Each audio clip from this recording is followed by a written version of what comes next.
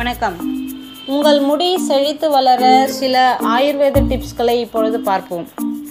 நாம் வீண் என நினைத்து கீழே ஊற்றும் சாதம் வடித்த தண்ணீர் ஏராளமான சத்துக்கள் அடங்கியுள்ளன.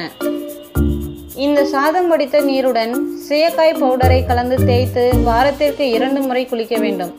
இதனால் முடி அடர்த்தியாக வளரும், முடிக்கு பளபளப்பு கிடைக்கும். முடி வளர்ச்சிக்கு உடலில் தேவையான ஊட்டச்சத்து இருக்க வேண்டியது மிக மிக முக்கியம். சந்தைகளில் கிடைக்கும் பல எண்ணெய்களையும் ஷாம்புகளையும் உபயோகிப்பதை காட்டிலும் சத்தான ஆகாரங்கள் முடி வளர்ச்சிக்கு உதவும்.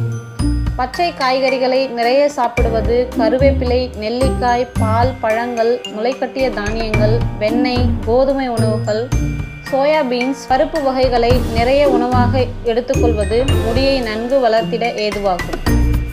செம்பருத்தி பூவின் சாறை முடி உதிர்ந்த இடத்தில் தேய்த்து வர முடி நன்றாக வளரும்.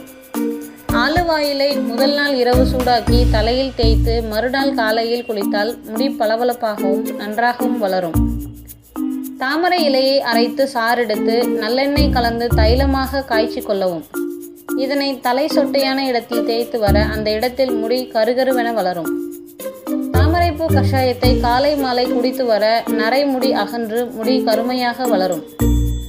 வழுக்கை தலையில் முடி வளர கீழாநல்லி வேரை சுத்தம் செய்து சிறிய துண்டாக நறுக்கி தேங்காய் எண்ணெயில் போட்டு காய்ச்சி தலைக்கு தடவி வந்தால் வழுக்கை மறையும். வெந்தயத்தை தண்ணீர் விட்டு அரைத்து அந்த விழுதை தலையில் தேய்த்து அரை மணி நேரம் கழித்து குளிக்க வேண்டும்.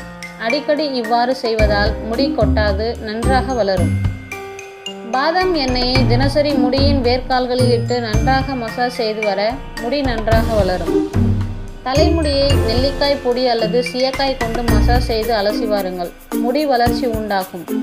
முடிக்கு ஷாம்பு உபயோகிப்பதாக இருந்தால் இயற்கை ஷாம்புகளை கொண்டு முடியை அலசுங்கள்.